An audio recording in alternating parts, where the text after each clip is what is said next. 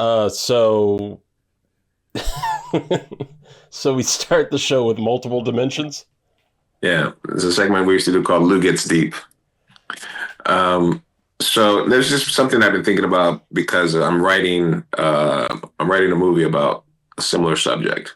But one way to understand multiple dimensions and how it can be closer to them than we actually are is with two mirrors. So I'm right here in the room with two mirrors. So when you do the two mirror thing, you get the infinite that way, and we get the infinite that way, right? So let's say right here is my universe, and this is three dimensions. So outside, on the other side of the mirror, there's a wall. It's still my dimension. But what if there was a dimension we couldn't see? For example, if there was a parallel dimension that was through a thin fabric that we couldn't perceive yet because we're not that evolved, that would mean that there could be multiple versions of ourselves living next to each other in a dimension that we don't see in a universe that's completely contained outside that wall. And the ones that are right here and the ones that are right here are very similar because they're close to each other. But the further down you go, you see less and less of that image because it's further and further away. So the theory would be there could be multiple dimensions that are exactly like you, where we and I are having this exact same conversation. And the further along it goes that way, it gradually change till there's a dimension where I'm Reed, you're Lou, or, we're both aliens or we're both rocks or however the fuck you want to talk about it. But yeah, that's how you can understand what a multiple dimension or like a fourth, fifth dimension could be. We see our world in three dimensions, but there could be a dimension that we don't understand that's above us, next to us, through us, stuff like that. You know what? That's deep enough that whatever you pick tonight, I'm probably going to roll with you because you're thinking on a different level. I like the warm up. That is like a thought though. And I've always Yeah. been like, I've always been fascinated. That's why like I know people are sick of like the multiverse stuff, Right. in film and everything, but it is like, it's a fascinating theory to think about different lives, different worlds. I usually get caught up kind of in the same similar sort of thought, but when I'm like, if I get home late, I'm looking at the stars. It's just darkness. I'm looking up and I'm thinking about like black holes and shit, right? And just the idea of like, that's what I would imagine. If you can cross through a black hole, something like that, it almost feels like a rip in what our universe is and what our dimension is and everything, to almost get to a different degree and a mirror of what what we're living in. Yeah, and there's a theory now that our universe is inside of a black hole because at the end of the black hole, the event horizon is not a space, and it's hard to get your mind around it. I really don't understand it, but it's not a place in space. It's like a place in time. It's like an inevitability that you're going to go there. You're going to get to that place in space. And that's kind of like what's at the end of a black hole. And our entire universe could be just what happens after a black hole, you know? And that's another way that the universes could be like regenerating. And, we could have done this 8 billion times, but you never know. We need to find somebody who's like been studying this. We need to find some type of, I don't even know what type of scientist that is. Maybe like a Neil deGrasse type, Tyson type. Yeah, we need one that's like ours and have them Mm-hmm. on and talk to them exclusively about this and get their picks. Well, you got me, the poor man's Neil deGrasse. Although in my universe, there's a Mike deGrasse Tyson in one of the movies that I'm writing because it's like a hybrid universe where Mike Tyson and Neil deGrasse are one person. That would be badass. So he's like doing astrophysics and then knocking motherfuckers out, Could knocking flat earthers out. Boom, Mike deGrasse Tyson. Boom, $1 million bet.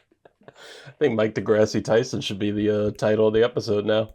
That was Mike deGrasse Tyson, baby. Early hold. Shit, let's just launch into it right from there.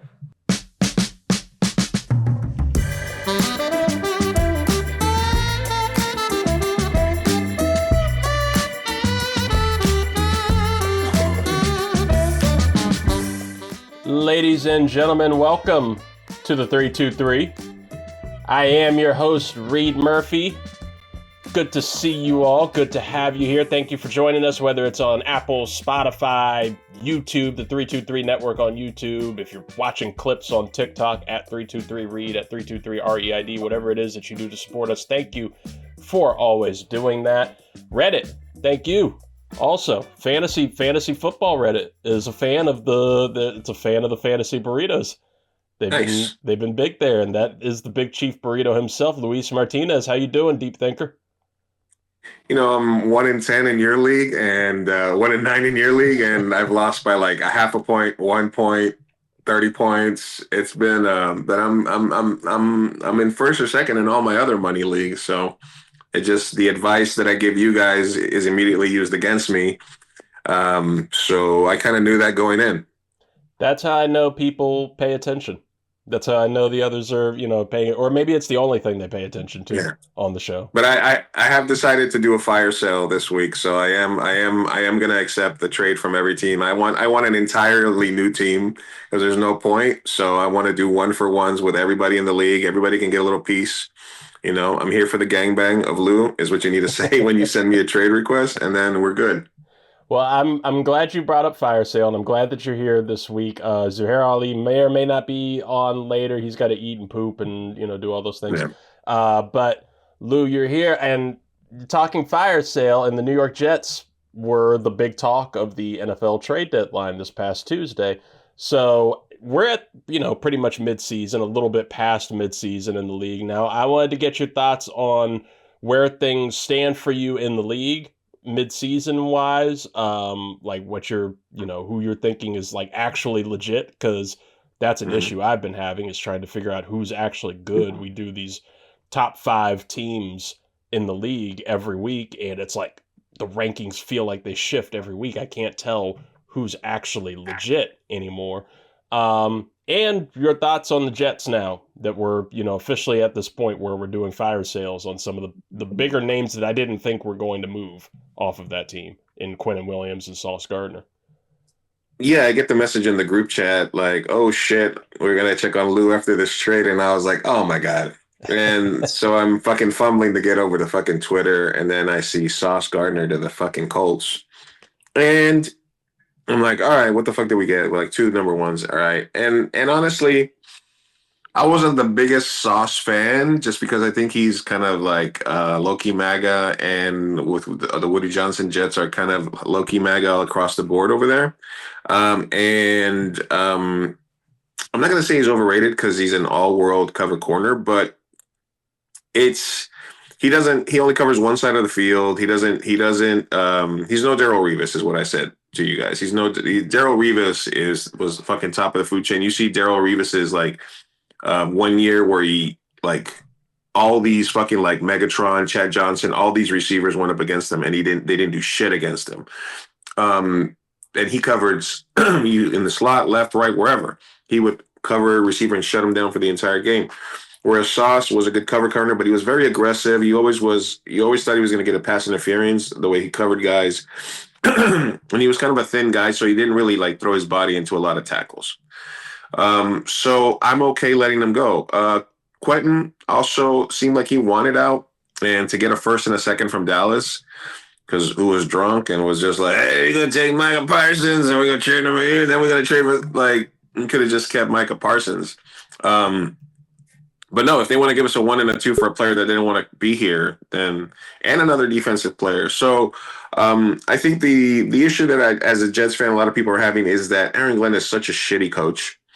The GM seems to have a good head on his shoulder because he got some value pickups. But this is a signal to Jets fans that Woody Johnson believes in Aaron Glenn because he's letting them tear it down and rebuild it. So the thoughts of Jets fans that, man, maybe Aaron Glenn is like Jared Mayo last year with the Patriots, right? They had a 4-year contract. They still fired him after 1 year, and they got the coach that they really wanted. So a lot of Jets fans were really hoping that Aaron Glenn was going to be so bad this year that he was going to be a one and done, and then we go out and get a better coach next year. But this kind of signifies that we're stuck with him for a few. So hopefully the main thing is Aaron Glenn gets better at coaching. He literally said that the reason that he was trying to keep an advantage of not telling the other team who the starter was going to be, Justin Fields or Tyrod Taylor, because and they were like, well, where's the advantage? And he was like, the advantage is in my brain or something, or like, I know the advantage. I don't know. He said something ridiculous. So I'm not sold on them being the people to pick our quarterback. But 5 number 1 draft picks, there was a rumor today that may try to use those picks to go get Joe Burrow. So if we get Joe Burrow, is it all worth it? They didn't move Garrett Wilson. They didn't move Brees Hall. They can tag Brees Hall. That means we got a stud wide receiver and a stud running back coming back with whatever quarterback they draft. And one of the next two quarterback classes has to have a stud in there. We have to do the right job of analyzing the quarterbacks and getting the fucking right one, or believing the people that tell us that when we had Sam Darnold, they're like, don't trade Sam Darnold, just get him more pieces and Sam Darnold will be good. And we panicked, got rid of Sam Darnold, got fucking Zach Wilson, where we could have just stuck with Sam Darnold. This leads me into my answer to your other question, who do I think for real? And I think the Seattle's for real. I think if you would have asked us at the quarter of the season mark, everybody would have been like Green Bay, Buffalo, and they would have said no to Baltimore. The Chiefs are done. But now it looks like the Chiefs are the Chiefs. Baltimore's coming back now that they got their quarterback Lamar back. Seattle is on a great run. They have a great offense, and Sam Darnold looks like a real guy. I also think that the Rams are pretty real. Green Bay is kind of up and down now. Carolina looked like shit. Now they might sneak into the playoffs. It's an up and down year. I think that the only for sure things right now, I think for me would be Seattle in the NFC. And then the AFC, probably the Chiefs. And then with Baltimore and Buffalo right behind them. Zoo, same question goes to you. And now that we're actually, we talked on the Sunday Hangover, Zuhair Ali, by the way, ladies and gentlemen, the curry puff himself. We talked on the Sunday Hangover, kind of our post-mortem depression of the Commanders Sunday night game, where our Zoo. thoughts are. And it's because you didn't pick your team, man. You jinxed them.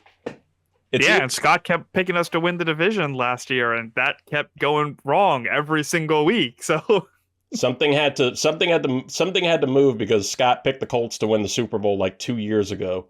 So now everything is just like in flux in the universe. Yeah. So trade deadlines passed, Zoo. Commanders didn't make any moves. We didn't no fire sale on there. And also with the latest update, the Jaden Daniels probably not out for the year, but they're going to see how everything's going. No ligament damage, nothing, which is kind of a miracle with how that elbow bent. What are your thoughts on the Commanders here midseason now, past the trade deadline, and with a few days to think and a few days to clear the soul? And what are your midseason thoughts on the league in general? Yeah, with the Commanders, I don't think my thoughts have really changed too much. Like, playoffs are out of reach unless the Eagles and the Giants and the Cowboys have some insane fall off where they lose every game for the rest of the season, which how likely is that? Well, Cowboys maybe. I don't see a picture where it's just like you can confidently get in there, especially with the way that the defensive backs look right now. I don't think having Joe Witt just on the sideline is going to make that much of a difference. We're still depleted at D-line. There's nobody there to make any pressure whatsoever. And then on the offensive side, there's nobody to even catch the ball. So we have the Lions next, and then hello, pop-up. And then Miami and Madrid, and then the bye week, and then it's like, we have one of the toughest schedules. Like, it's the AFC West and the NFC North. So I don't know. It's just I'm checked out, and I'm still gonna watch every game. I'm still gonna root for them. I'm still gonna wear the merch, but like, it sucks that we had all these high expectations and all these pieces and an active off season, and just like everyone got hurt in the first 2 weeks. So there's just not too much to really expect from there. Luis hit a lot of. I think the Seahawks and the Eagles are the current division leaders that have the most sustainable teams right now. Between their receivers, their running games, their quarterback, their defenses, like, they're efficient, they're winning games, they're staying in games, and I feel like they're the two on the NFC side that really have the ability to make a good push in the playoffs. I feel like the Seattle equivalent on the AFC side is definitely the Patriots. I had them as at least a wild card, but the fact that they're actually leading their division and again have a sustainable formula with their offense being dynamic and the defense being something that you just don't want to mess around with. So on that end of things, it's just really impressive how well they've been able to play. We've already talked enough about the Colts and just kind of how impressive they've been, and then they try to make it even better in the trade deadline. I'm sure you guys covered that enough with the Jets fan being present. Jets fan this year. We'll see what happens towards the end. But yeah, I don't think there's really too much outside of that we haven't covered already. It's just it's cool seeing the Patriots and Colts on top of things. I know, it's like a nice throwback to the mid 2000s, late 2000s era. Oh, great! The Pats got a great quarterback again. Fucking awesome. I will say that there was you guys were there. I mean, there's so much shit. This team, Woody Johnson still needs to sell the team, but I think the Nick Mangold thing sort of solidified it when I was kind of in that shared pain with a lot of Jets fans last couple of weeks. I can never pick another team. I mean, I'm stuck with this, like that 15. I mean, I wasn't born into it like this, like the 15-year-old kid that they got the video of, but I chose it a long time ago. You guys know that I was technically a Cowboys fan in the 90s because I had grown up in Texas a little bit, but I saw how fucking annoying 90s Cowboys fans were, and I was like, I don't want to be with them. I didn't like the Giants, and I didn't like the Bills. And then win. I can never be this annoying.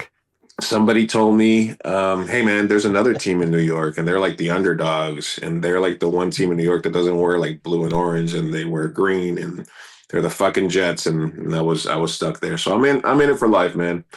But yeah. I gotta roll with both of you here on Seattle. I was skeptical of the Seahawks here, but going into midseason and especially being on the side of an absolute ass whooping by that team and getting to really watch them, at full strength there, that team's fun, man. They're really fun, and their front four are insane on the defensive line. It's an insane pass rush that they have. Their Sam Darnold is legit. I gotta roll with him now. Like he is legit. He's done it in two different places now, and a little bit in Carolina. And I guess we saw flashes. Really, like 4-0 before it like randomly fell apart. Yeah, and that just seems to happen to the Panthers. Like that's just a thing. To quote Zoolander, Seattle sports scene so hot right now. Yeah, it's so hot. So they might get an NBA team back soon, man. You never know. It could come on the heels of all of this, and Darnold should own them. The team that I do still believe in a lot are the LA Rams. I really, really like that team. I really like the experience of it. Stafford is playing at like a quiet MVP level right now, and what impressed me especially was when Puka went out, and it's still no bumps, no speed bumps for that offense and everything. That's going to be a dangerous team every time they make the playoffs, and 49ers too, but the injuries just concern me, and that's what concerns me with a lot of those teams, even the Bills a little bit on the AFC side, where, little things are popping up here and there, like James Cook now has an ankle injury, and they're trying to monitor how that goes. Ty Johnson. Ed Oliver, pick up Ray Davis too, that's what I did, and I'm banking on that. Ed Oliver on the defensive line is going in and out. So Buffalo concerns me a little bit. New England, that's a safe spot. That's a safe spot. They're fun. They're dangerous. Vrabel's a good coach. Chiefs always annoyingly there. But yeah, there's a lot of good midseason teams right now. It's just hard to tell who's where. And we'll be talking. I've been in talks with them. We'll be talking to Jay Sisson of Multiverse News at some point in the coming weeks to get his thoughts on the Green Bay Packers. We'll be starting to get our guest pickers coming back in here, a lot of the usual suspects, to check in on their teams in Green Bay and Chicago and Dallas. So I need to get my Seattle and Titans ones in too. Bring them in. Yeah. I can get a Seattle guy for you. Should we just have a Seattle to follow up on what you table? said about the Rams, all the sort of like Matthew Stafford conversation from preseason and whatnot, they extended the guy, they gave him a shitload of extra money, and it was all, all this whole, is he going to retire? He's fucking balling out of control even without Puka, so that's an insane right now. Yeah. So fun times in the NFL as we enter Week 10. Not as fun, but still something to address just in the news that's happened. It was a big story that broke today. Cowboys rookie defensive end Marshawn Kneeland passed away at the age of 24. Incredibly tragic situation and scenario as everything keeps developing there for a dude who had an awesome kind of breakout game on Monday night, returning a block punt for a touchdown. And just the important thing, I felt it, something to address just as a show that is mostly guys and, almost exclusively guys on here and a lot of male fans. Your mental health matters and, your support system matters. And that's where Luis just disappears right at the end. Right. But just to be on here and to be vulnerable and to be, with you guys on here, I do appreciate all of you on the show. You two, Scott, everybody that comes through. Sleepy Scott. Especially, Sleepy Scott. As, I appreciate you guys as, not only people, contributors here, but also a support group. We've talked about a lot of personal shit all together. And, it's important to let the people in your life and the people that, support you know how much you appreciate them and love them. And I do appreciate you guys and love you guys. And, it's, always, just let people know that you're there for them. And, say it publicly, like on a show, and then you just disappear from the I should have chopped media. all those onions before we went live. Love you too, buddy. Yeah, listen, the world's a better place with you in it, everybody. I always say that. And then as dudes, we've always been trained to be strong and growing up, like not to show emotions or fear. I do love that in friends group these days, they do more mental health check-ins. And I noticed that our friends and it's a lot more reasonable and it's a lot more accepted these days to be like, look, man, I'm going through something. It's a lot more to talk about that. But it still happens. And sometimes when you're talking about self-harm and suicide, there are no signs. Sometimes people just are who they are and they're going through a lot of stuff. So be kind to each other and try to put yourself in other people's shoes and try to be benevolent and kind whenever you want. Yes. Yeah. And Zoo will be the tough guy who says nothing. That's fine. Yeah, we love you anyway. Hey, well, at that. Is it because it's a Cowboy Zoo? Is that what your thoughts and prayers? You're not that cold, are you? Was I supposed to add something? I don't know. Supposed to? No, it's too late. Zoo's the manliest man of this show, and He's cold. He's cold and calculated. He doesn't want to. He doesn't love us. I'm just so choked up, like I don't know what to add without breaking into tears. We'll choke on these Ricks and Gricks picks. Oh, yeah. Oh, boom. Time, space, referee decision-making. These are all just some of the mysterious, uncontrollable strands of life that make up the massive universe that we call home, and the comfort food for the soul that we call sports.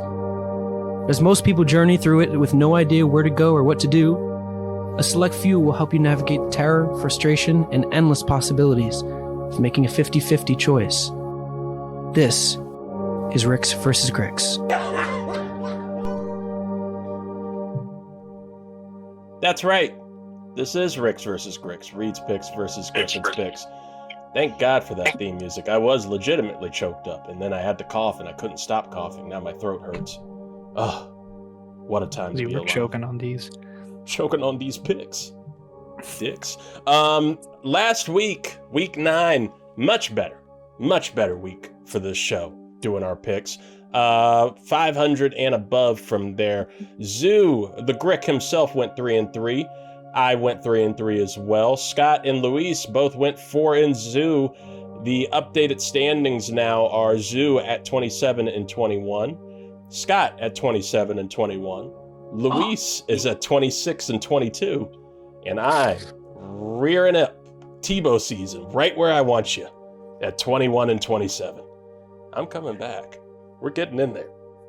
This week, we have a lot of Who's got a better games. chance? Me of making the playoffs in the fantasy league, or you coming back in the Ricks versus Gricks?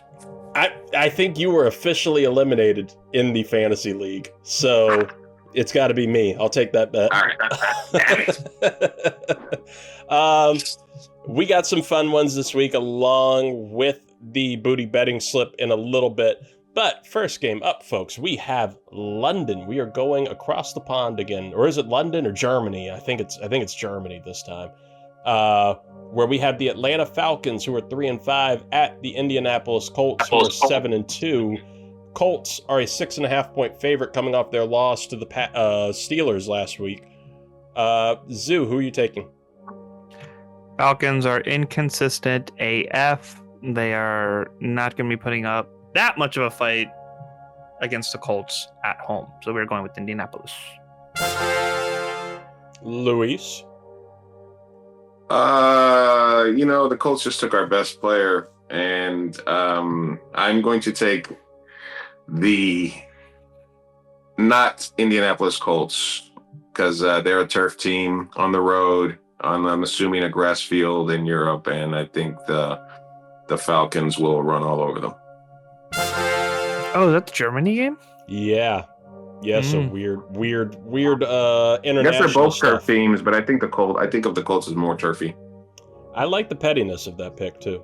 And the Colts, I'm sure, appreciate it because the Colts we accidentally cursed two teams last week, but the Patriots, they fought through it. They got their win. We did ultimately destroy the Colts last week. We were the reason that happened. So apologies to Danny Dimes. In this one, international games get weird, so I always kind of want to go that route, but I'm with Zoo on this. I don't trust the Falcons whatsoever. I don't trust them. They are the most inconsistent team in the league year after year. And Colts, I think they're going to try to rebound from this game. I don't think it's going to be a particular big impact from Sauce Gardner this week, especially, short time trying to get to London and everything, and he's still in the concussion protocol. But Danny Dimes will figure it back out. Colts will get back in the win column. This is going to be a Colts win. Next up, we have the surging Baltimore Ravens at 3-5, taking on the Minnesota Vikings, who are 4-4, coming off a big win over the Detroit Lions last week. Ravens are a 4.5-point favorite on the road, Zoo. Who are you going to take? As long as that defense holds up and McCarthy keeps slinging it, I'm going to stick with the Vikings on this one. Luis? Baltimore's back, baby. Like The Wire season 3. And we're going to go with Lamar Jackson to possibly run the table the rest of the year. I want to believe in the Vikings. I love the Vikings as like a little side team. Plus, purple's my favorite color. So this is going to be like my favorite game ever of, just purple on purple teams. But I'm still waiting to trust JJ McCarthy. A lot of heaping praise and love went to him on Monday, the Monday morning quarterbacks towards McCarthy. I hope that he's good. I hope that he can make this game competitive, but I think the Ravens have a little bit more momentum here. I'm going to take Baltimore. Battle of the Purple. Oh, it's the best. It's literally the best. What's your all's favorite color? Growing up, it was always blue, but all the teams I follow have been red, so it's like I just have this affiliation towards red, but I think it's still blue. Is that a thing for everybody? Like, we all had a favorite color as a kid, but now you have a new favorite color? And does that have something to do with aging? Seems that way. My favorite color was orange as a kid, and now it's purple. And that's where, the colors for the show came from. But I don't know what changed for me. I think it was Prince dying. I think that actually did something for me. Wow. I took his His soul just like went into you a little bit. Exactly. You get it. You get me. I love green. Okay. I like olive green. Good to know. Don't know when I'll utilize it, but good to know. Next up, we have the New England Patriots at the Tampa Bay Buccaneers. Patriots are 7-2. Bucks are 6-2. Bucks are a 2.5-point favorite at home. Zoo, who are you going to take? I'm going to stick with the favorite colors. I'm going to go with red and blue. I'm going with the Patriots. That offense has been dynamic. Drake May is on fire. The defense is solid. And you never want to count out Baker Mayfield but I think there's just too many injuries on that offensive side of the ball against a team that's just steamrolling right now. So I would not be surprised if the Bucs find a way to win, but I got my money on the Patriots. All right. Luis? Is Drake May, who we were calling Drake Maybe, now Drake for real, ready to go into hostile environment and win a game against another scrappy quarterback? And I say no, not yet. I think I'm taking Tampa Bay. This is a huge test game. I'm really looking forward to watching this game because the Patriots have had a lot of soft defenses that they've gotten to take on. This is going to be their biggest test yet, going up against a really dynamic and tough Tampa team. Tampa also this is a test for them. We've seen some weak spots going on. We were talking about Baker Mayfield for MVP the first quarter of the season. Now that's, fallen off a little bit. Curious to see if they get back on the track here. I'm going to take Drizzy Drake May and the Patriots in this one just because they've just been so much fun, man. Like the momentum. I'm riding it with them on this. And it's nostalgic. I'm gonna roll with this nostalgia on that for them. Next game up, NFC West battle. We have the LA Rams, who are 6-2, at the San Francisco 49ers, who are 6-3. Rams are a 4.5-point favorite on the road. Zoo, where are you going? This has trap game written all over it. Oh yeah. I don't know how the Niners have been as good as they are with basically their practice squad, but I'm going to play it safe on this one and stick with the Rams. Okay. He's going to take the Rams. Fanfare. Luis, who are you taking? How do you stop a high-powered offense? You play them at home in a stadium with a shitty turf and hopefully bad weather in Northern California, and you have an all-world running back to control the pace and slow the game. So I like C-Mac to have a huge game, and I like the Niners to upset at home. It's still wild that the Super Bowl is over there. Yeah. Like that's going to be, I forgot it's there. Beautiful stadium, but I just hear like it's awful traffic. I hear everything about it logistically is just a mess for that team. I'm with you. I don't know where the 49ers are getting this. I don't know what deal they made with whatever, spiritual creature to get these wins despite all these injuries, just different. You got Coach Salah back. Maybe that's it. Maybe it's the hype of Salah and his steaming ball head. No gas, no brakes, baby. Michael Williams has been like a really surprising step up there on that defensive line. I will not be surprised if San Francisco wins this game, but I am going to be rolling with the safer team here in the Rams. Just because it's kind of, Rock meets Boulder, same kind of teams, like finding ways to win. I just trust the health of the Rams right now a little more than the 49ers. So rolling that way. Next up, AFC battle. We have the Pittsburgh Steelers, who are 5-3, at the LA Chargers, who are 6-3. Chargers are a 3-point favorite at home. Zoo, who are you going to take? Gonna go with the Steelers on this one. Fanfare. It seems like the defense that they had high hopes for is finally starting to step up a little bit, and hoping that Watt is able to take advantage of that battered O-line and put some pressure on Herbert. Okay. Luis?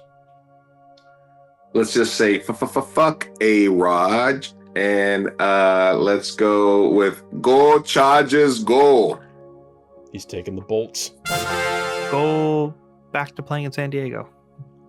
I still call them the San Diego Chargers. That honestly, listen, man, I grew up with the Jets, New York Jets playing in New Jersey, and I never understood why Charger fans, I understand Spanos was a shitty owner and he never upgraded the stadium and shit like that, but they moved like 90 minutes away.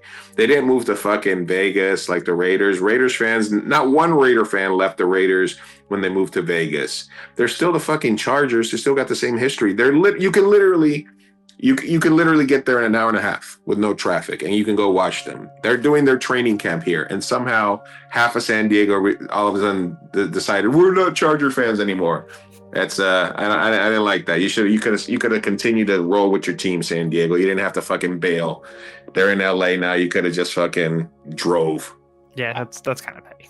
That's kind of petty. Phillip Rivers used to drive. When they first moved to LA, he would drive from San Diego to LA for the games. Like he drove. Just roll with him. Yeah. He's got a car big enough to take all the fans. Yeah, he played an extra 4 years just because he had 19 kids at home. You want to get the fuck out of there. He had to. He's like, I'll go to Indianapolis and play for a year. I don't care. I want to go. Get me away from these kids. Goes all the way to LA just to pick up milk. Yeah. I'm gonna roll with the Steelers in this one. This is that time of year that the Steelers surge. This is like when they're hitting their peak, right? Every year around November, Tomlin gets that team high motor. Aaron Rodgers is playing a little nostalgically right now. I'm gonna roll with them, especially with what the point that Zoo brought up about the Chargers offensive line with Joe going out last week, already down Rashawn Slater on the other side of the tackle. I expect the Steelers defensive line to just make a mess of that O-line this week. So yeah, give me Pittsburgh. Final game. We have the other Pennsylvania team, the Philadelphia Eagles, who are 6-1, at the Green Bay Packers, who are 5-2-1. Packers are a 2.5-point favorite at home, Zoo, but they are coming off of a loss to Carolina. Who are you going to take? Talk about an inconsistent team. I don't know which version of the Packers is going to show up despite being at home. So, again, I will take the safe bet and stick with the Eagles. Luis? Where is the game? It is in Green Bay. Eagles. More green. Love hurts. It's the love hurts game. Yep. Yeah. Love hurts. I don't. I'm a little stuck on this one. I'm gonna go with the Packers. Ooh, okay. The cheese heads. The cheese stands alone. You can't go wrong with cheese sometimes. Just don't cut it. Yeah, that's. Hey guys, I got some people in here. I'm gonna have to dip out, but give me a European Kyle Pitts touchdown for my booty pick. All right. I'm throwing it in there. I like that. All right, guys. That little early one. Farewell. Take it easy, gentlemen. From all dimensions. You too. For this one, Zoo, I'm gonna roll with you and go on the safe way of the Eagles. Just because you're right. I don't know what version of Green Bay we're gonna get. Their offense has been super inconsistent. They're losing their superstar tight end in Tucker Kraft. It's one of Jordan Love's biggest weapons here, and he can't figure out which receiver he wants to throw it to consistently. And the Eagles have a solid line, so yes. Maybe that pass rush could get neutralized. They have a solid line. They've got a even more solid defensive backfield now after the acquisition of Jair Alexander. They I don't know that far, but acquired Jalen Phillips from the Dolphins to help that defensive line, and a retired Brandon Graham. This is a too tough of an Eagles team for the Packers to beat right now, especially because we're not in Toyotathon season yet, Zoo. So Jordan Love can't take off quite yet. That's been the thing. I did put that into my research here. Was trying to figure out when if Toyotathon's even begun yet.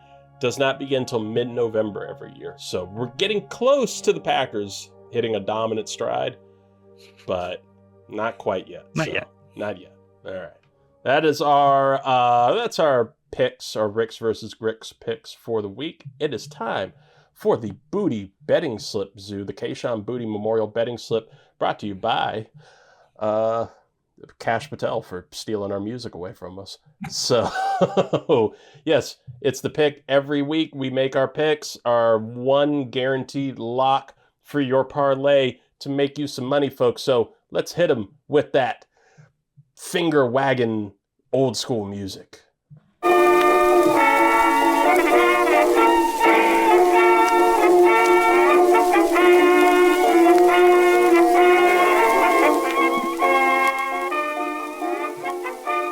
It's always so cozy when we enter sepia mode. We look so good in sepia. It's like a western that Clint Eastwood would have hated to see.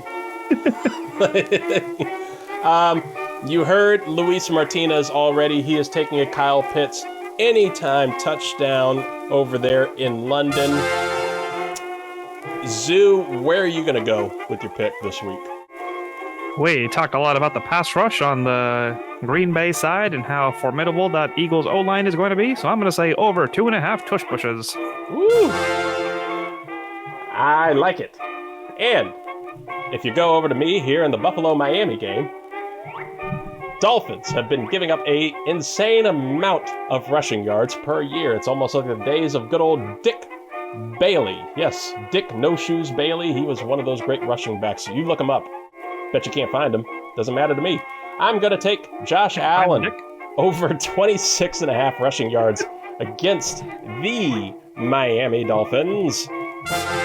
Because you don't know if James Cook is going to play. Could be Ray Davis, could be Ty Johnson. So bet your safe money on one Josh Allen. And if you want to get the full parlay, go to @323REID, @323READ on all social media, whatever that is. And you can find Scott Elliott's pick. Make your money. Make hundreds of dollars. Maybe tens. Maybe 20s. Maybe 30s. Maybe 40s. Never thousands. You'll never win thousands of dollars from us. I promise you that. This voice is tiring. I got one more thing to go with the voice. Tell me. Extra, hear all about it. Washington Capitals' Alexander Ovechkin, the first player in NHL history to hit 900 goals. Hooray! Hooray! Hip hip hooray! Congrats to Alex Ovechkin. How are the Capitals doing this season, Zoo? They started off hot, but it has not been good the last couple of games. Yesterday, we got a great celebration with the win over the Blues, and now they're getting their booties handed to them by the Penguins. So, this depends which day you ask me. Oh, those nasty Penguins. You can't trust the blacks and the whites, but maybe a little bit more the whites. Jesus. That is our...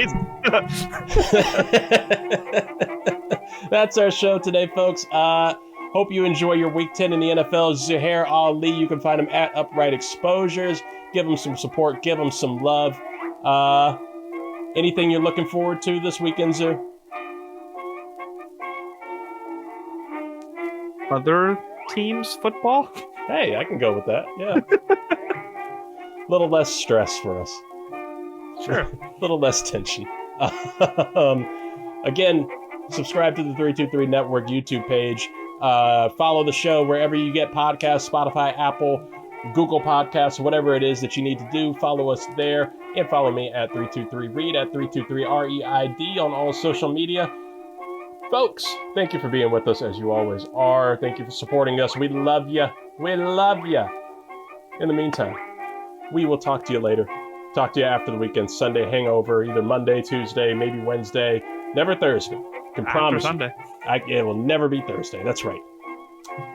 Stay safe, everybody. Bye.